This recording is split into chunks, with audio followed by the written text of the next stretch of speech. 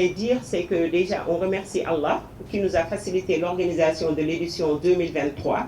Ça a été une édition avec une réouverture après Covid, donc une édition qui a vu la participation de beaucoup de personnes âgées, ce qui a été peut-être une des principales difficultés cette année. Mais la plus grande difficulté, comme chaque année, a été l'étape de Mouna et d'Arafat, qui a été une étape très dure pour tout le monde. Et vraiment, au retour du pèlerinage, tous les organisateurs privés ont eu à produire des rapports qui ont été transmis à notre tutelle, qui est la délégation générale au pèlerinage, pour transmission aux autorités saoudiennes, afin qu'on puisse remédier à cette situation qui dure depuis plusieurs années. L'étape de Mouna et de Arafat est devenue une étape très compliquée pour tous ceux qui se rendent au lieu saint de l'islam. Maintenant, ce qu'on aimerait porter à l'attention du grand public, c'est qu'il y a eu un grand chamboulement dans le calendrier du Hajj de cette année. Et ce qu'il faut noter, c'est qu'à l'heure où on vous parle, l'Arabie Saoudite a démarré les opérations depuis le 16 septembre 2023.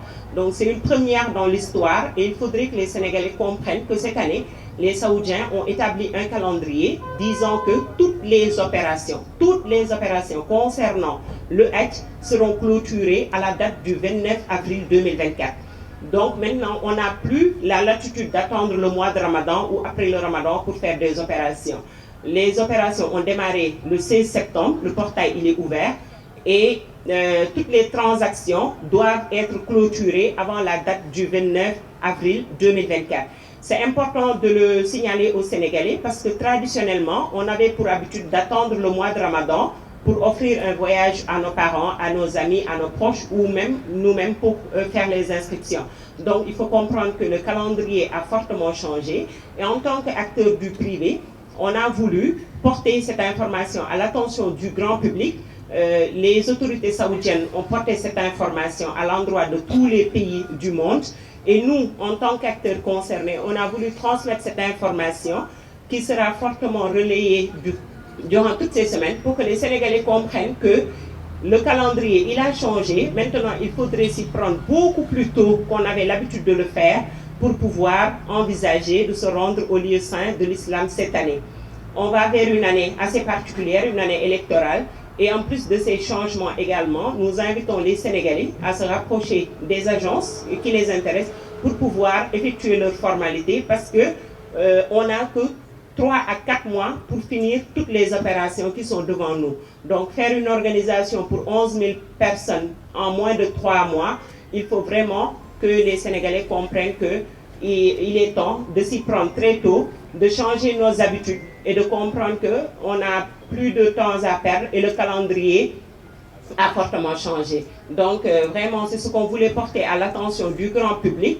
Donc aujourd'hui, le Renofus va tenir une assemblée générale d'information à l'endroit de tous ses membres pour que cette information aussi puisse être relayée à tous les niveaux sur toute l'étendue du territoire national et au sein de la diaspora pour que nul n'en ignore afin qu'on puisse s'y mettre assez tôt et éviter les difficultés de dernière minute. Parce que maintenant, tout est électronique dans le Hajj, aussi bien l'octroi des visas, les paiements et tout est électronique. Et puisqu'on travaille de manière électronique aussi, il y a des deadlines à respecter, ce que nous invitons les Sénégalais à nous aider pour qu'on puisse y arriver plus rapidement.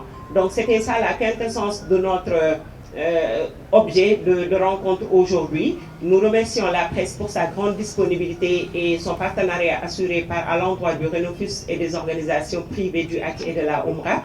Et nous invitons les Sénégalais à partager ce message afin que tout le monde comprenne que les choses ont changé pour 2024 et qu'on puisse s'y prendre assez tôt pour éviter des désagréments.